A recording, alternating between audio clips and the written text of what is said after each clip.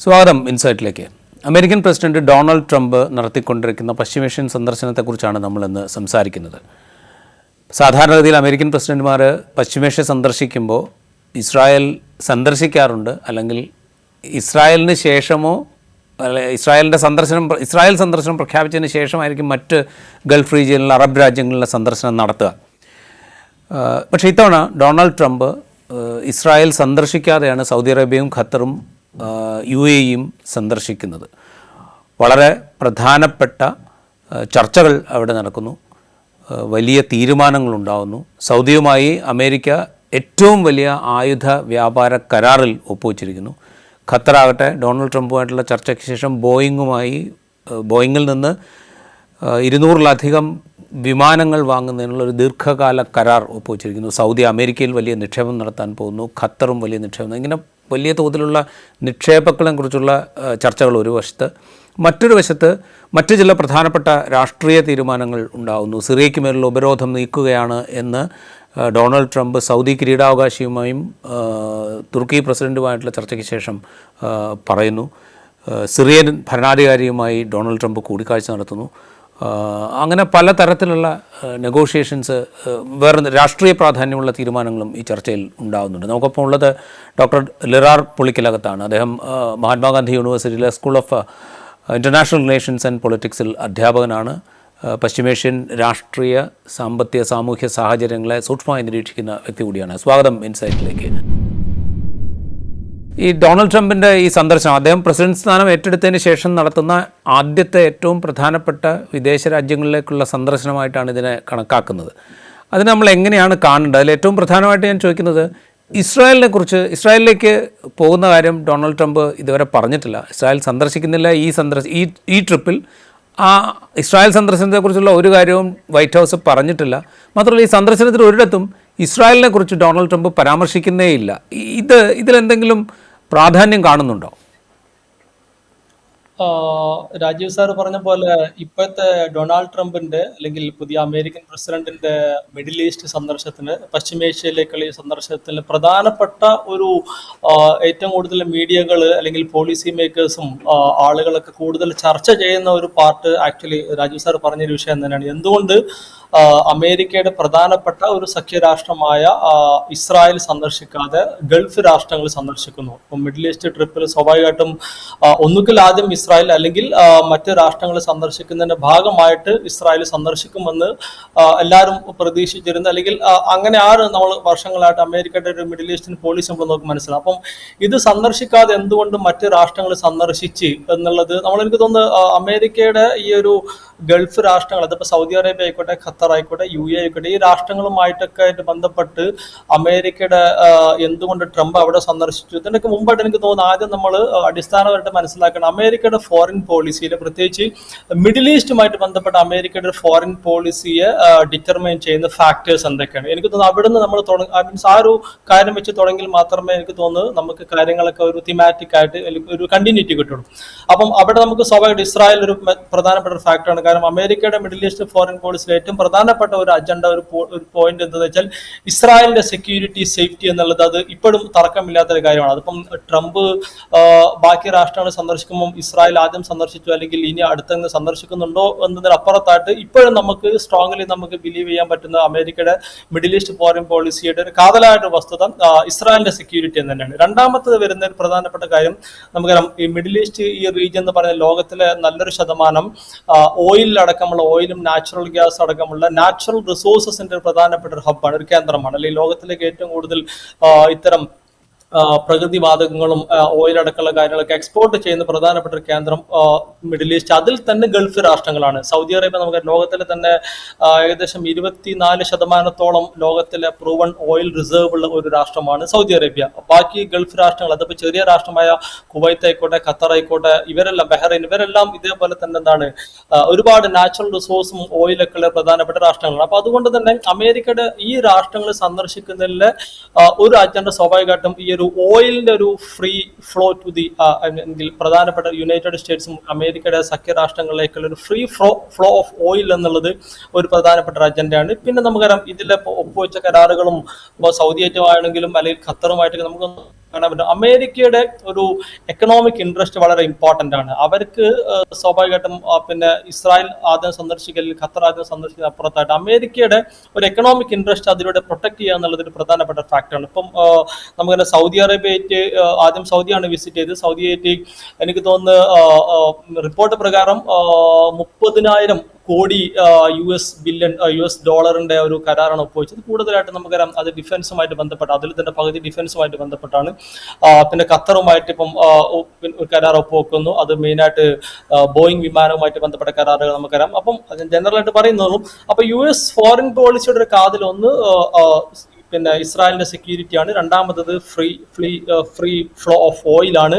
അതുപോലെ തന്നെ നമുക്ക് കാണാൻ പറ്റും ഈ ഒരു റീജിയനിൽ നമുക്കറിയാം ഒരുപാട് എക്സ്ട്രീമിസ്റ്റ് ടെററിസ്റ്റ് ഓർഗനൈസേഷൻസ് അല്ലെങ്കിൽ മിലിറ്റന്റ് ഓർഗനൈസേഷൻസ് ഒരുപാടുള്ള ഒരു റീജിയൻ ആണ് ഈ ഒരു പശ്ചിമേഷ്യ എന്ന് പറയുന്നത്. അത് അൽഖായ്ദ ആയിക്കോട്ടെ, അല്ലെങ്കിൽ IS ആയിക്കോട്ടെ, ഹൂത്തീസ്, അല്ലെങ്കിൽ ഹെസ്ബുല്ല, ഹമാസ്, ഇത്തരത്തിലുള്ള ഒരുപാട്, അത് ചില ഓർഗനൈസേഷൻ നമുക്ക് കാണാൻ പറ്റും ഒരേ സമയം പൊളിറ്റിക്കൽ ആണ്, അതേസമയം മിലിറ്റന്റും നേച്ചറിലുള്ള ഒത്തിരി ഓർഗനൈസേഷൻസ്, ഇപ്പൊ ഹമാസും ഹിസ്ബുല്ലയും ഹൂത്തീസും ഒക്കെ പോലെ. അതുപോലെ തന്നെ നമുക്ക് അമേരിക്കയുടെ ഫോറിൻ പോളിസിയിലെ പ്രധാനപ്പെട്ട മറ്റൊരു കാര്യം ഈ ഒരു റീജിയനുമായിട്ട് ബന്ധപ്പെട്ട് നമ്മൾ അനലൈസ് ചെയ്യേണ്ടത് എന്താണെന്ന് വെച്ചാൽ അമേരിക്ക അല്ലെങ്കിൽ US has to ensure that there is no longer a Soviet, അല്ലെങ്കിൽ ഇപ്പൊ നമുക്ക് ഒരു റഷ്യ അല്ലെങ്കിൽ ചൈനീസ് ഇൻഫ്ലുവൻസ് അല്ലെങ്കിൽ ത്രട്ട് ഇല്ലാത്ത ഒരു റീജിയൻ ആണ് ആക്ച്വലി അമേരിക്ക. ഈ ഒരു അമേരിക്കന്റെ ഫോറിൻ പോളിസി മിഡിൽ ഈസ്റ്റിൽ അത് പ്രത്യേകിച്ച് വേൾഡ് വാർ സെക്കൻഡിന് ശേഷം, കോൾഡ് വാറിന്റെ സമയത്തും പിന്നീട് അതിനുശേഷമുള്ള ഓരോ ഘട്ടങ്ങളിൽ നമ്മൾ നോക്കുകയാണെങ്കിലും അമേരിക്കക്ക് താല്പര്യമില്ലാത്ത രാഷ്ട്രങ്ങളുടെ അല്ലെങ്കിൽ അമേരിക്കയുടെ എനിമി എന്നുള്ള രീതിയിൽ അല്ലെങ്കിൽ ഓപ്പോസിറ്റ് ബ്ലോക്കിലുള്ള രാഷ്ട്രം, നേരത്തെ കോൾഡ് വാറിന്റെ സമയത്ത് സോവിയറ്റ് യൂണിയൻ ആണെങ്കിൽ ഇപ്പോൾ അത് ചൈന നമുക്ക് കാണാൻ പറ്റും. അപ്പൊ ഇവർക്ക് ഒരു പ്രസൻസോ ഇൻഫ്ലുവൻസോ ഇല്ലാത്ത ഒരു റീജിയൻ ആണ് അമേരിക്ക സ്വപ്നം കാണുന്നത്. അല്ലെങ്കിൽ അതിന് വേണ്ടിയിട്ടാണ് അമേരിക്കയുടെ സഖ്യ രാഷ്ട്രങ്ങളുമായിട്ടുള്ള ഒരു അപ്പീസ്മെന്റ് പോളിസികളും അവരെ സഹായിക്കുന്നതും. ഈവൻ നമ്മളിപ്പം അമേരിക്കയുടെ US ഫോറിൻ എയ്ഡോ അല്ലെങ്കിൽ ട്രേഡ് റിലേഷനും എക്കണോമിക് പിന്നെ അസിസ്റ്റൻസ് എല്ലാം നമ്മൾ നോക്കുകയാണെങ്കിൽ കാണാൻ പറ്റും അത് നല്ലൊരു ശതമാനം മിഡിൽ ഈസ്റ്റ്, അത് 50% മിഡിൽ ഈസ്റ്റ് രാഷ്ട്രങ്ങളുമായിട്ടാണ്. അതിൽ തന്നെ ഏറ്റവും പ്രധാനപ്പെട്ട ഇപ്പം സൗദി പോലത്തെ ഗൾഫ് രാഷ്ട്രങ്ങളുമായിട്ട് എക്കണോമിക് റിലേഷൻ അത് അമേരിക്കക്ക് ലാഭമുള്ള തരത്തിലാണെങ്കിൽ ഇപ്പം ഇസ്രായേൽ, അതേപോലെ ഈജിപ്ത്, ജോർദാൻ പോലെ രാഷ്ട്രങ്ങളെ മിലിറ്ററിലി അല്ലെങ്കിൽ സെക്യൂരിറ്റി വൈസും ഫൈനാൻഷ്യൽ എയ്ഡ് അങ്ങോട്ട് കൊടുത്തിട്ടൊക്കെയാണ് ആക്ച്വലി അമേരിക്ക അവരുടെ പോളിസി മെയിൻറ്റെയിൻ ചെയ്യുന്നത്. അപ്പൊ പല തരത്തിൽ അമേരിക്കയുടെ ഒരു ഇൻട്രസ്റ്റ് ഈ റീജിയനിൽ എൻഷുർ ചെയ്യുന്നുണ്ട്. അല്ലെങ്കിൽ അവരുടെ ഫോറിൻ പോളിസി ഒബ്ജക്റ്റീവ് ഞാൻ ഈ പറഞ്ഞ പോലെ കാതലായിട്ടുള്ള കുറച്ച് ഫാക്ടേഴ്സ് എപ്പോഴും അത് വളരെ ക്ലിയർ ആണ്, അതിലൊരു മാറ്റം വരുത്തുന്നില്ല. അപ്പൊ അതിലൊന്ന് ഞാൻ പറഞ്ഞ പോലെ ഇസ്രായേലിന്റെ സെക്യൂരിറ്റി വരുന്നു, ഓയിലിന്റെ ഒരു അവൈലബിലിറ്റി വരുന്നു, മേജർ ഓയിൽ പ്രൊഡ്യൂസിങ് കൺട്രീസ് ആയിട്ടുള്ള ഇറാൻ ഒഴിച്ചുള്ള ബാക്കി രാഷ്ട്രങ്ങളുമായിട്ടുള്ള നല്ല റിലേഷൻ, പ്രത്യേകിച്ച് വളരെ കൃത്യമായിട്ട് പറഞ്ഞാൽ ഇറാനിന്റെ ഓപ്പോസിറ്റ് സൈഡിലുള്ള സുന്നി ബ്ലോക്കുകളായിട്ടുള്ള രാഷ്ട്രങ്ങളുമായിട്ടാണ് അമേരിക്ക എന്നും നല്ലൊരു ബന്ധം കാത്തു സൂക്ഷിച്ചത്. ഇറാനുമായിട്ട് നമുക്കറിയാം 1979 ഇറാനിയൻ റവല്യൂഷൻ വരെ ഇറാനുമായിട്ട് നല്ല ബന്ധമായിരുന്നു. അതിനുശേഷമാണ് നമുക്കറിയാം അമേരിക്ക ഇറാനുമായിട്ടുള്ള ബന്ധം വഷളാകുന്നത്. അതേപോലെ പിന്നെ കുവൈത്ത് ഇൻവേഷൻ നടക്കുന്ന സദ്ദാമിന്റെ 1990-കളിലെ. അപ്പൊ അങ്ങനെ പല ഫാക്ടേഴ്സ് ആണ് ആക്ച്വലി അമേരിക്കയുടെ ഈ ഒരു റീജിയനിലെ ഒരു ഫോറിൻ പോളിസി ഷേപ്പ് ചെയ്യുന്നത്. അപ്പൊ ഒന്ന് ഓയിലിന്റെ ഡിസ്കവറി, ക്രിയേഷൻ ഓഫ് ഇസ്രായേൽ, അതേപോലെ ഇറാനിയൻ റവല്യൂഷൻ 79-ലെ സദ്ദാമിന്റെ ഇൻവേഷൻ, പിന്നീട് അറബ് സ്പ്രിംഗ്, പിന്നെ അതേപോലെ ഇസ്രായേലി പാലസ്തീൻ കോൺഫ്ലിക്ട്. ഇങ്ങനെ മൾട്ടിപ്പിൾ ആയിട്ടുള്ള ഫാക്ടേഴ്സും റീജിയണൽ ആക്ടേഴ്സുമാണ് ആക്ച്വലി അമേരിക്കയുടെ ഫോറിൻ പോളിസി ഈ ഒരു റീജിയനിൽ ഡിഫൈൻ ചെയ്യുന്നത്. റൈറ്റ്. ഇപ്പോൾ ഈ പറഞ്ഞല്ലോ അമേരിക്കയുടെ ഒരു സാമ്പത്തിക താല്പര്യം, പ്രത്യേകിച്ച് ഈ ഗൾഫ് രാജ്യങ്ങളുമായിട്ടുള്ള ഇടപെടലിൽ അമേരിക്കയുടെ സാമ്പത്തിക താല്പര്യം വളരെ പ്രധാനമാണ്. മേക്ക് അമേരിക്ക ഗ്രേറ്റ് അഗെയിൻ എന്ന അമേരിക്കൻ പ്രസിഡന്റ് തെരഞ്ഞെടുപ്പിൽ ഡൊണാൾഡ് ട്രംപ് പറയുമ്പോൾ അമേരിക്കയിലേക്ക് കൂടുതൽ നിക്ഷേപം വരിക, അമേരിക്കയിൽ കൂടുതൽ സമ്പത്തുണ്ടാവുക, അമേരിക്കയിൽ കൂടുതൽ തൊഴിലവസരങ്ങൾ സൃഷ്ടിക്കുക, ഇതാണ് അദ്ദേഹത്തിൻ്റെ ഒരു പ്രധാനപ്പെട്ട ഏരിയ. ഒരു ബിസിനസ്സുകാരൻ കൂടിയാണ് അമേരിക്കൻ പ്രസിഡന്റ് എന്നുള്ള നിലയ്ക്ക് ബിസിനസ്സിന് കുറെ കൂടെ പ്രോമിനൻസ് കൊടുക്കുന്നുണ്ട് എന്നുള്ളത് നിസ്സംശയം പറയാം. പക്ഷേ അതുണ്ടായിരിക്കെ തന്നെ ഒന്നാം ട്രംപ് ആദ്യത്തെ തവണ ട്രംപ് പ്രസിഡന്റ് സ്ഥാനത്തെത്തിയപ്പോഴും ഈ മിഡിൽ ഈസ്റ്റിൽ കാര്യമായി ശ്രദ്ധിച്ചിരുന്നു എന്ന് നമുക്ക് കാണാം. അബ്രഹാം അക്കോർഡൊക്കെ വരുന്നത് ആ സമയത്താണല്ലോ. ഇപ്പോൾ സുഡാൻ, മൊറോക്കോ, ബഹ്റൈൻ, അതുപോലെ UAE എന്നീ രാജ്യങ്ങളൊക്കെ ഇസ്രായേലുമായിട്ട് ബന്ധം സ്ഥാപിക്കുകയും ഒക്കെ ചെയ്യുന്ന ആ ഘട്ടത്തിലാണ്. അതിനുശേഷം ബൈഡൻ്റെ കാലത്ത് അത്രയും കാര്യമായൊരു നയതന്ത്ര ഇടപെടൽ ഈ മിഡിൽ ഈസ്റ്റ് രാജ്യങ്ങളുമായിട്ട് ഉണ്ടെന്ന് നമ്മൾ കാണുന്നില്ല. രണ്ടാം ഘട്ടത്തിൽ വരുമ്പോൾ തുടക്കത്തിൽ തന്നെ ട്രംപ് ഈ മിഡിൽ ഈസ്റ്റ് രാജ്യങ്ങളെയാണ് അവിടെയാണ് സന്ദർശിക്കുന്നത്, അവരുമായിട്ടാണ് ഇടപഴകാൻ ശ്രമിക്കുന്നത്. ദാറ്റ് മീൻസ് ഒരു ഒരു നമ്മൾ ഈ തീർത്തും അനിശ്ചിതമായി അല്ലെങ്കിൽ ഒരു സ്ഥിരതയില്ലാത്ത പ്രസിഡൻ്റാണ് എന്ന് പറയുമ്പോഴും, അല്ലെങ്കിൽ എന്താണ് അടുത്ത് ചെയ്യാൻ പോകുന്നതെന്ന് ഒരിക്കലും പ്രവചിക്കാൻ കഴിയാത്തൊരു നേതാവാണ് എന്നൊക്കെ പറയുന്നുണ്ടെങ്കിൽ പോലും സം സോർട്ട് ഓഫ് കണ്ടിന്യൂറ്റി ഈ പശ്ചിമേഷ്യൻ രാജ്യങ്ങളുടെ കാര്യത്തിൽ ട്രംപിൽ നമുക്ക് കാണാൻ പറ്റും. രാജീവ് സാറിന്റെ നിരീക്ഷണം ശരിയാണ്. ഒന്നിപ്പോ നമ്മള് എല്ലാ ആളുകളും ട്രംപിനെ പറ്റി വിലയിരുത്തുമ്പോൾ ട്രംപിനെ പറ്റി ഓർക്കുമ്പോൾ ആദ്യമായിട്ട് മനസ്സിൽ വരുന്ന ചില വാചകങ്ങൾ തന്നെ രാജീവ് സാർ, അതായത് ഒരു അൺഎക്സ്പെക്റ്റഡ് ആയിട്ടുള്ള അൺപ്രഡിക്റ്റബിൾ ആയിട്ടുള്ള ഒരു ക്യാരക്ടർ, അല്ലെങ്കിൽ അദ്ദേഹം അടുത്ത മൊമെന്റിൽ എന്ത് പറയും, അതുപോലെ അതിന്റെ കണ്ടിന്യൂറ്റി എന്താണ്, ഇങ്ങനെ ഒത്തിരി ക്വസ്റ്റ്യൻസ് ഉണ്ട്. ഇപ്പൊ ഈവൻ ട്രംപ് 2.0 തന്നെ നമുക്ക് കാണാൻ പറ്റും. ആള് കാര്യമായിട്ട് പറഞ്ഞ 2-3 വാദഗത. ഒന്ന്, നെക്സ്റ്റ് ഡേ തന്നെ എന്താണ് റഷ്യ ഉക്രൈൻ യുദ്ധം നിർത്താൻ പോകുന്നു. നമുക്കറിയാം അതിന്റെ സ്റ്റാറ്റസ് ഇപ്പൊ എന്താണെന്നുള്ളത്. ഇപ്പോഴും അത് കണ്ടിന്യൂ ചെയ്യുന്നുണ്ട്. അതേപോലെ ഗാസ നരകതുല്യമാക്കും എന്നും പറഞ്ഞിട്ടുണ്ട്. അതേപോലെ തന്നെ അവിടെ പീസ് കൊണ്ടുവരും എന്ന് പറഞ്ഞിട്ടുണ്ട്. അതിന്റെ അവസ്ഥ നമുക്കിപ്പോൾ എന്താണെന്ന് അറിയാം. പിന്നെ ഇന്ത്യ പാകിസ്ഥാൻ വാറിന്റെ സമയത്ത് ട്രംപാണ് മീഡിയേറ്റർ ആയിട്ട് നിന്നതെന്ന് പറയുന്നു. ഇന്ത്യ അത് നിഷേധിക്കുന്നു ഒഫീഷ്യലി തന്നെ. അപ്പൊ ഇങ്ങനെ അദ്ദേഹത്തിന്റെ വാക്കുകളും പ്രവൃത്തികളും അല്ലെങ്കിൽ അതിന്റെ ഒരു കണ്ടിന്യൂറ്റി നമ്മൾ നോക്കുമ്പോൾ ഒരുപാട് ഒരു വൈരുദ്ധ്യങ്ങൾ നമുക്ക് കാണാൻ പറ്റും. അതേസമയം is basically a businessman. Rajeev sir പറഞ്ഞ പോലെ അദ്ദേഹത്തിന്റെ ഒരു ഏരിയ ആക്ച്വലി അതാണ്. പിന്നെ അദ്ദേഹത്തിന്റെ ഇപ്പം ഭരണത്തിലെ തന്നെ പ്രധാനപ്പെട്ട പാർട്ണർ നമുക്ക് കാണാൻ പറ്റും ഇലോൺ മസ്കിനെ പോലത്തെ ആളുകളാണ്. ഇപ്പൊ ഈ മിഡിൽ ഈസ്റ്റ് ട്രിപ്പിൽ പോലും മസ്ക് അദ്ദേഹത്തെ അക്കമ്പനി ചെയ്യുന്നുണ്ട്. അല്ലെങ്കിൽ മസ്ക് മാത്രമല്ല, ഒത്തിരി ബിസിനസ് ആളുകളുണ്ട്. അപ്പം ട്രംപിന്റെ ഒരു മിഡിൽ ഈസ്റ്റ് സന്ദർശനത്തിൽ ഇപ്പം നമ്മളിപ്പം അതിപ്പോ സൗദി അറേബ്യറ്റും അല്ലെങ്കിൽ ഖത്തറുമായിട്ടും ഈ രാഷ്ട്രങ്ങളുമായിട്ടും ഒപ്പുവെച്ച കരാറുകളൊക്കെ നോക്കുകയാണെങ്കിൽ അത് ഞാൻ നേരത്തെ പറഞ്ഞ അമേരിക്കയുടെ എക്കണോമിക് ഇൻട്രസ്റ്റ് പ്രൊട്ടക്ട് ചെയ്യുന്ന തരത്തിലുള്ള ഇപ്പം ഡിഫൻസ് അഗ്രിമെന്റ് മാത്രം നമ്മൾ സൗദിയായിട്ട് ബന്ധപ്പെട്ട് നോക്കുകയാണെങ്കിൽ എനിക്ക് തോന്നുന്നു 12ഓളം അമേരിക്കനിലെ ഡിഫൻസ് മാനുഫാക്ചറിങ് ഗ്രൂപ്പുമായിട്ട് അല്ലെങ്കിൽ കമ്പനീസുമായിട്ടാണ് ഈ കരാറുകൾ ഒപ്പുവെക്കുന്നത്. മീൻസ് അവർക്കൊക്കെയാണ് അതിന്റെ പ്രയോജനം കിട്ടുന്നത്. ഖത്തറുമായിട്ട് നമ്മൾ ബോയിങ് വിമാനത്തിന്റെ കാര്യം പറഞ്ഞു. അപ്പൊ ഇത്തരത്തില് അമേരിക്കയുടെ ബിസിനസ് ക്ലാസ്, അമേരിക്കയുടെ എക്കോണമിയെ പ്രൊട്ടക്ട് ചെയ്തുകൊണ്ടുള്ള പോളിസി തന്നെയാണ് അദ്ദേഹം ഈ ഒരു പ്രധാനപ്പെട്ട വിസിറ്റിന്റെ ഉദ്ദേശം വരുന്നത്. ഇനി ഈ അബ്രഹാം അക്കോർഡ് പോലത്തെ കാര്യങ്ങളെ പറ്റി പറയുകയാണെങ്കിൽ അതിന്റെ ഒരു കണ്ടിന്യൂറ്റി നോക്കുകയാണെങ്കിൽ നമ്മൾ രാജീവ് സാർ പറഞ്ഞ ശരിയാണ്. ബൈഡന്റെ കാലത്ത് അത്തരം ഒരു ഇനീഷ്യേറ്റീവ് അല്ലെങ്കിൽ സിൻസിയർ ആയിട്ടുള്ള ഒരു ഇനീഷ്യേറ്റീവ് നടന്നിട്ടില്ലെങ്കിൽ അദ്ദേഹം അങ്ങനെ അത്തരത്തിലുള്ള ഒരു പീസ് അഗ്രിമെന്റ് സൈൻ ചെയ്യാൻ പറ്റില്ല. നമുക്കറിയാം 1973 യോം കിപ്പൂർ വാർ, അറബ് ഇസ്രായേലി കോൺഫ്ലിക്റ്റ്, അതിന്റെ ശേഷം ഒരുപാട് പീസ് അഗ്രിമെന്റ് നടക്കുന്നുണ്ട്. ഇപ്പം ആദ്യത്തെ നമുക്ക് 1979-80 ക്യാമ്പ് ഡേവിഡ് അക്കോർഡ്, അതിലൂടെയാണ് Egypt became the first Arab country to recognize Israel as a sovereign state. അത് 79-ലാണ്.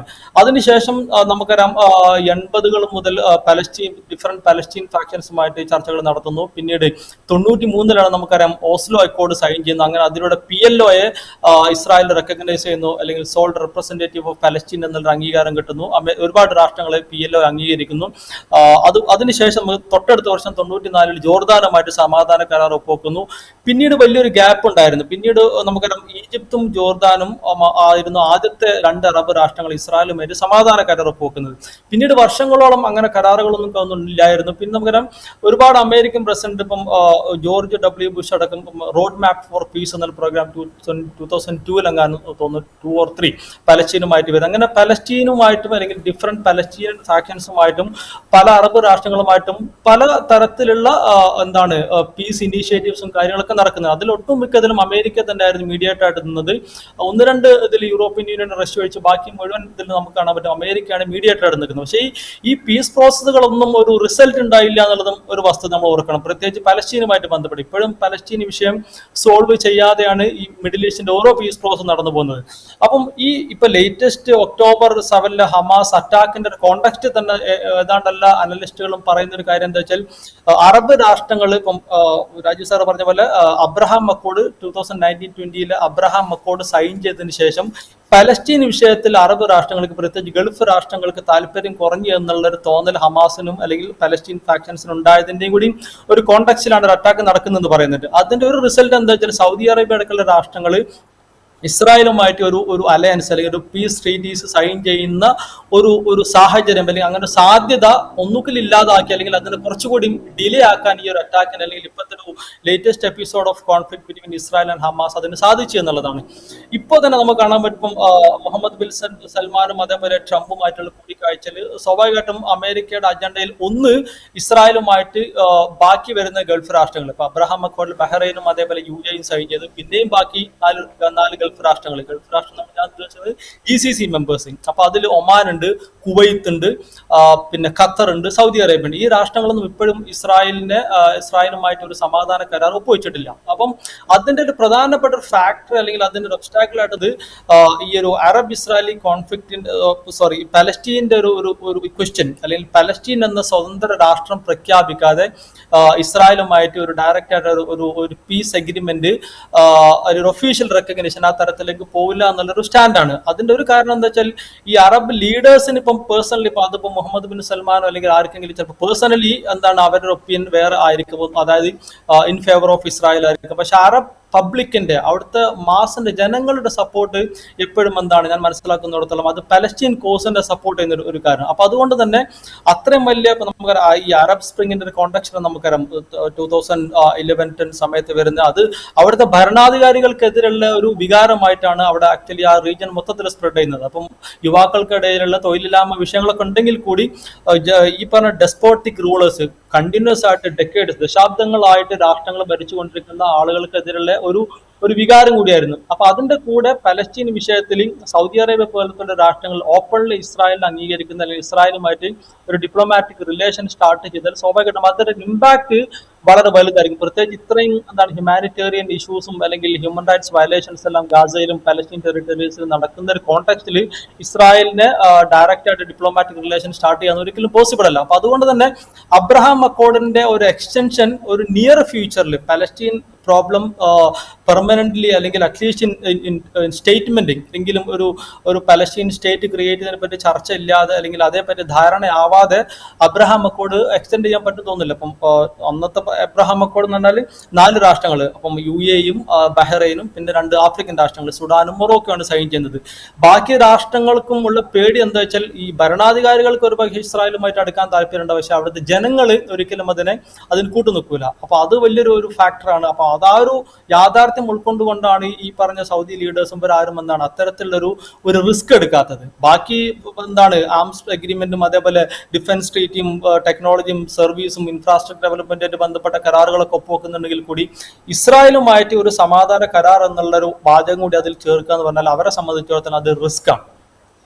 റൈറ്റ്. അത് പറയുമ്പോഴേ ഇപ്പോൾ ഉണ്ടായിരിക്കുന്ന ഈ സാഹചര്യം പ്രത്യേകിച്ച് ഇപ്പോൾ സൗദി അറേബ്യയിലെ കിരീടാവകാശി മുഹമ്മദ് ബിൻ സൽമാനും അതുപോലെ ഖത്തർ അമീറും ഒക്കെ ആയിട്ടുണ്ടായ ഡൊണാൾഡ് ട്രംപുമായിട്ടുള്ള ഒരു വലിയ ഇൻറ്റിമസിയുടെ അന്തരീക്ഷം നമ്മൾ കാണുന്നുണ്ടല്ലോ. 2 രാജ്യങ്ങൾ തമ്മിലുള്ള ചർച്ചയ്ക്കപ്പുറത്ത് രാഷ്ട്ര നേതാക്കൾ എന്നുള്ള നിലയ്ക്ക് ഒരു ഇൻറ്റിമസിയുടെ ചിത്രങ്ങളൊക്കെ നമ്മൾ ധാരാളമായിട്ട് കാണുന്നുണ്ട്. അതിന് പുറമെയാണ് ഈ പറയുന്ന വലിയ ഡീലുകൾ. അമേരിക്കയെ സംബന്ധിച്ച് ചെറിയ ഡീലല്ല, വലിയ കോടിക്കണക്കിന് ഡോളറിൻ്റെ ഡീലാണ് സൗദിയായിട്ടും ഖത്തറുമായിട്ടൊക്കെ ഉണ്ടാക്കിയിരുന്നത്. അതും ലോങ് ടേമിലാണ്. ഇപ്പോൾ ബോയിങ്ങിൽ നിന്ന് 200ഓളം വിമാനങ്ങൾ വാങ്ങുക എന്ന് പറഞ്ഞു കഴിഞ്ഞാൽ ഇതൊരു പക്ഷേ ഒരു 5-6 വർഷത്തേക്കുള്ള ഡീലാണ്. അപ്പോൾ ഇത്രയും വലിയ ഹ്യൂജ് ഡീൽസിലൊക്കെ ഏർപ്പെടുമ്പോൾ സ്വാഭാവികമായിട്ടും ഈ രാജ്യങ്ങൾക്ക് അമേരിക്കയും ഇപ്പോൾ പ്രസിഡന്റിന് മേൽ പോലും ഒരു ചെറിയ സ്വാധീനം ചെലുത്താനുള്ളൊരു സാധ്യതയുണ്ടല്ലോ. അത് ഉപയോഗപ്പെടുത്താൻ ഒരു പഴുത് സൗദിയും ഖത്തറും ശ്രമിക്കുമോ? പ്രത്യേകിച്ച് ഈ ഫലസ്തീൻ കോസിൻ്റെ കാര്യത്തിൽ ഇപ്പോൾ സൗദി ഗസയിൽ നടക്കുന്ന വംശഹത്യയാണ് എന്ന് ആവർത്തിച്ച് നയം വ്യക്തമാക്കുന്നുണ്ട് സൗദി. അതുകൊണ്ടുകൂടിയായിരിക്കാം ഒരുപക്ഷെ സൗദിയിൽ ഒരിക്കൽ പോലും ഈ ഡൊണാൾഡ് ട്രംപ് ഇസ്രായേൽ എന്നുള്ള വാക്കുപോലും ഉച്ചരിക്കാതിരുന്നുണ്ടാവുക. പക്ഷേ ഈ ഒരു സാഹചര്യം ഉണ്ടല്ലോ, ഉരുത്തിരിഞ്ഞു വന്നിരിക്കുന്ന ഒരു പുതിയ സാഹചര്യം സൗദിയെ സംബന്ധിച്ചും ഖത്തറിനെ സംബന്ധിച്ചും UAE സംബന്ധിച്ചും പൊതുവിൽ ഈ ഗൾഫ് രാജ്യങ്ങളെ സംബന്ധിച്ചും ഒരു ഫലസ്തീൻ കോസിന് വേണ്ടി എന്തെങ്കിലും ചെയ്യാൻ കിട്ടുന്ന ഒരു അവസരം ആയിട്ട് മാറുമോ?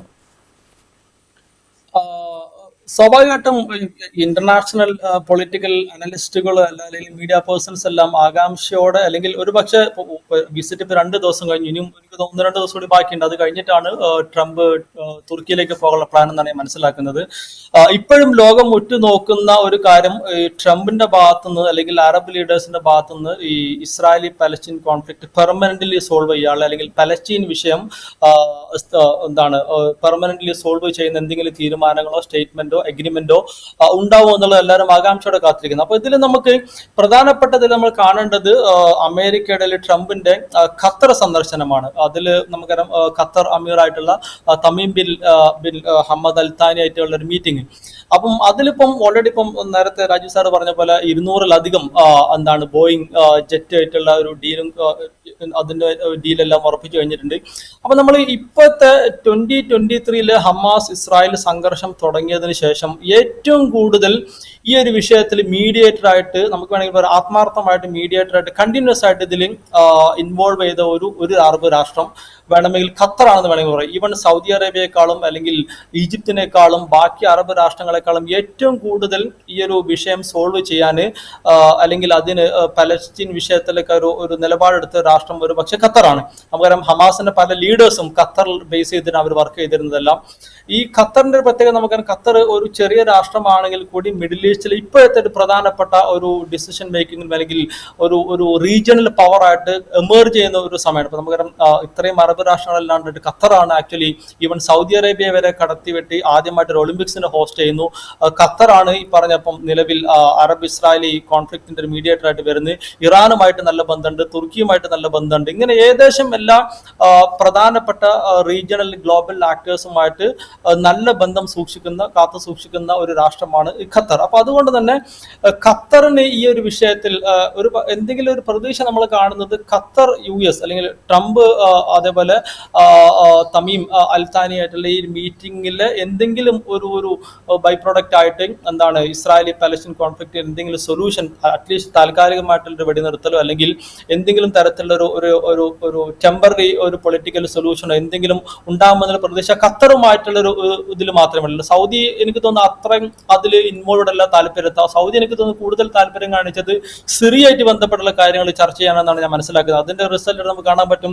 സിറിയയുടെ ഇപ്പോഴത്തെ ഇന്ററിം സിറിയൻ ലീഡർ ആയിട്ടുള്ള അഹമ്മദ് അൽ ഷറ, നേരത്തെ നമുക്കറിയാം ഇപ്പോഴത്തെ ഈ സിറിയൻ എന്താണ് നമ്മുടെ ബഷാർ അൽ അസാദിന്റെ ഗവൺമെന്റിനെതിരെ ഫൈറ്റ് ചെയ്ത അവരൊക്കെ എന്താണ് ഈ അറബ് രാഷ്ട്രങ്ങളൊക്കെ സപ്പോർട്ടോട് കൂടി അതിനെതിരെ ഫൈറ്റ് ചെയ്ത് ഇപ്പോൾ അടുത്തൊരു ഇന്ററിംഗ് പ്രസിഡന്റ് ആയിട്ട് അല്ലെങ്കിൽ ഒരു ലീഡർ ആയിട്ടുള്ള ഒരാളാണ്. ഇതേ ആൾക്കെതിരെ നമുക്കറിയാം പണ്ട് US എനിക്ക് തോന്നുന്നു ഏകദേശം $10 മില്യൺ റിവാർഡായിട്ട് പ്രഖ്യാപിച്ച ഒരു ടെററിസ്റ്റ് എന്ന് ലേബൽ ചെയ്യപ്പെട്ട അതേ വ്യക്തിക്ക് തന്നെയാണ് ഡൊണാൾഡ് ട്രംപ് സൗദി അറേബ്യയിൽ പോയി ഷെയ്ഖാൻഡ് കൊടുത്തിട്ട് എന്താണ് സിറിയക്കെതിരെയുള്ള ഉപരോധങ്ങളൊക്കെ നീക്കാം എന്നുള്ള ഒരു ഉറപ്പ് കൊടുക്കുന്നത്. അപ്പം ഈ റീജിയണൽ ഇക്വേഷൻസും അതേപോലെ റീജിയണൽ ആക്ടേഴ്സിന്റെ റോളുകൾ ഇങ്ങനെ മാറിക്കൊണ്ടിരിക്കുകയാണ്. ഇപ്പൊ നേരത്തെ നമുക്കറിയാം വർഷങ്ങളായിട്ട് സിറിയ ഇറാന്റെ ഒരു സ്ട്രോങ് അലയായിട്ട് നിന്നിരുന്നു. റഷ്യയുടെ പ്രധാനപ്പെട്ട മിലിറ്ററി ബേസുകൾ അവിടെ ഉണ്ടായിരുന്നു, എയർ ബേസ് അവിടെ ഉണ്ടായിരുന്നു.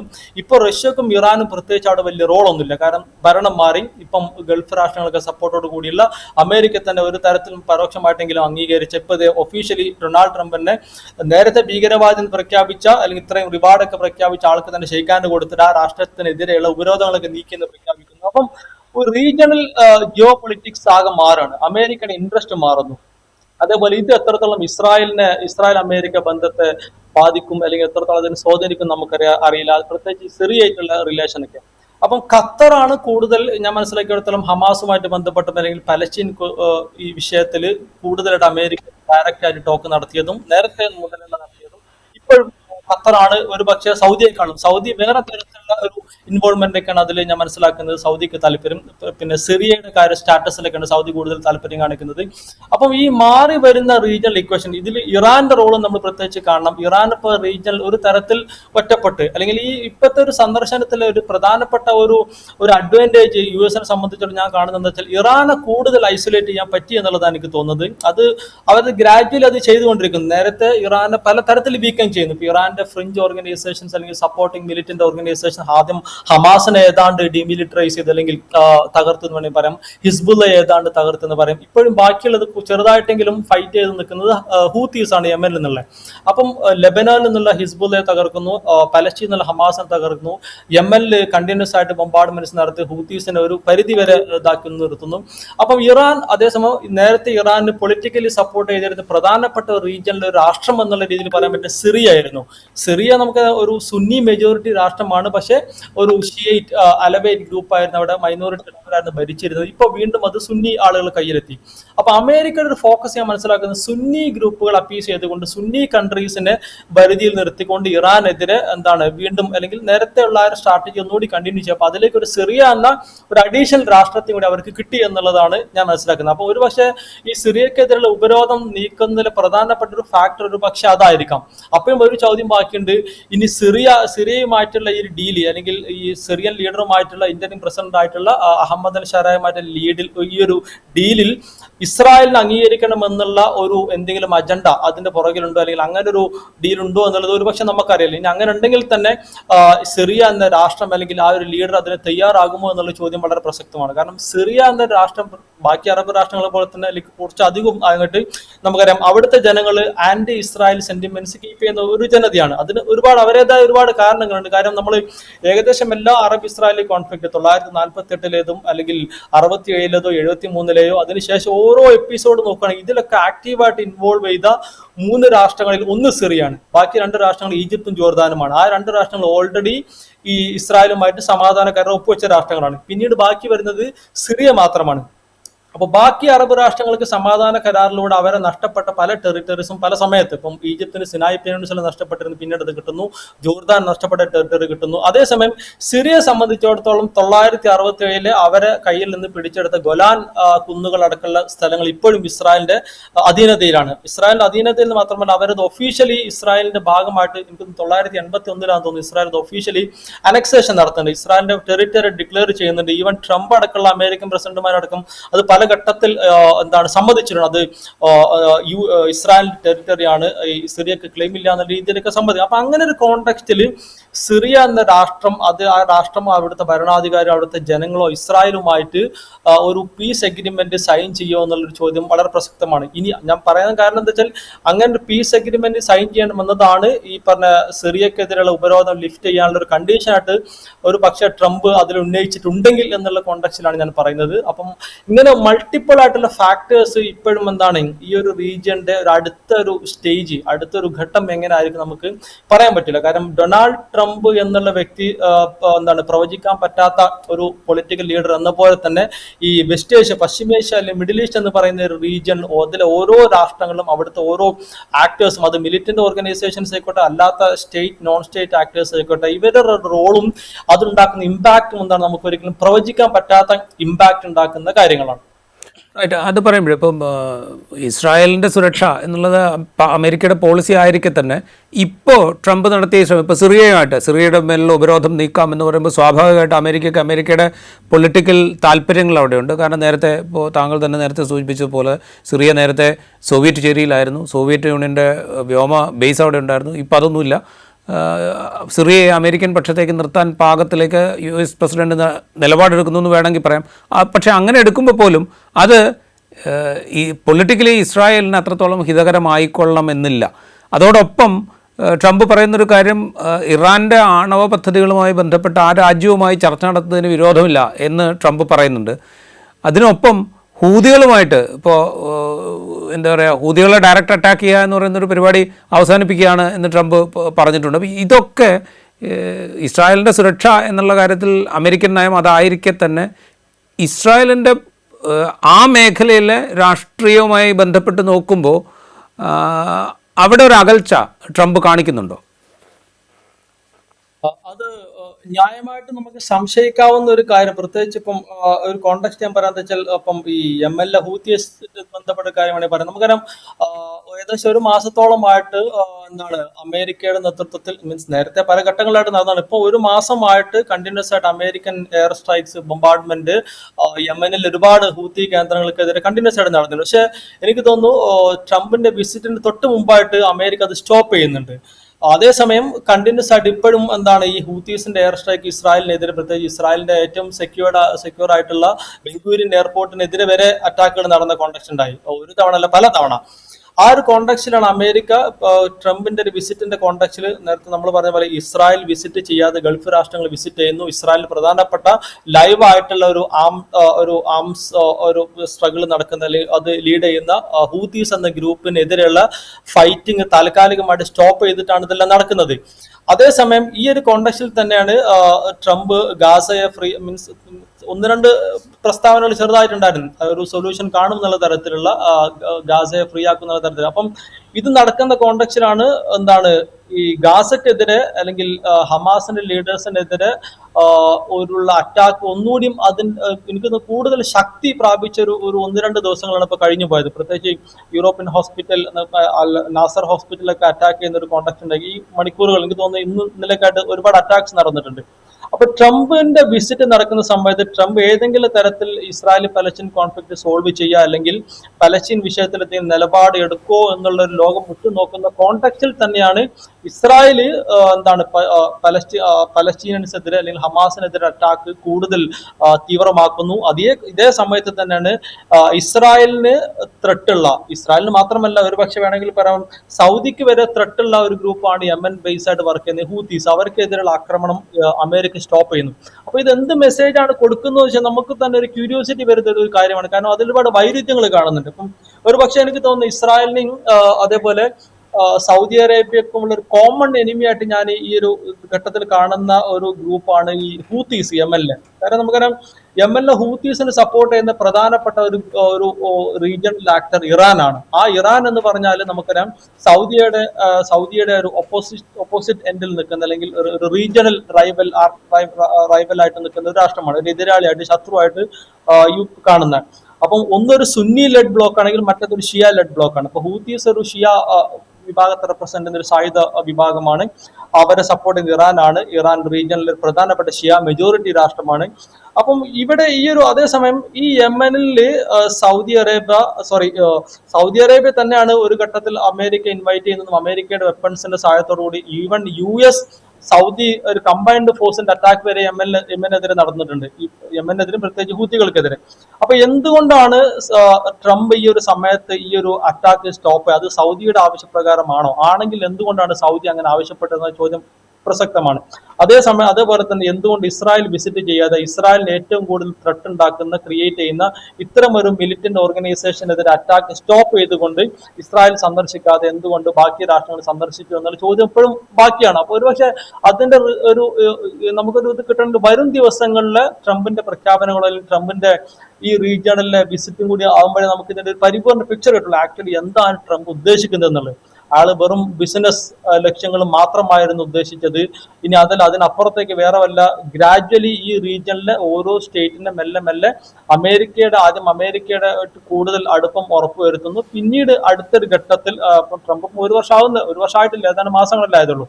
ട്രംപിന്റെ മൂന്നാമത്തെ അല്ലെങ്കിൽ ആള് പ്രസിഡന്റ് പദവി ഒഴിയുന്നതിന് മുമ്പായിട്ട് കൂടുതൽ രാഷ്ട്രങ്ങളെ, നേരത്തെ രാജീവ് സാർ പറഞ്ഞ പോലെ അബ്രഹാം അക്കോർഡിന്റെ ഒരു സെക്കൻഡ് സ്റ്റേജിൽ കൂടുതൽ രാഷ്ട്രങ്ങളെ ഇസ്രായേലുമായിട്ട് അടുപ്പിക്കുന്ന ആ തരത്തിൽ ഒരു സ്ട്രാറ്റജി ആണോ എന്നും പറയാൻ പറ്റില്ല. അൺപ്രഡിക്റ്റബിൾ ആയിട്ടുള്ള ഞാൻ പറഞ്ഞ പോലെ ഒരു ട്രംപും അതിലേറെ അൺപ്രഡിക്റ്റബിൾ ആയിട്ടുള്ള ഒരു റീജിയണൽ ആക്ടേഴ്സുമാണ്.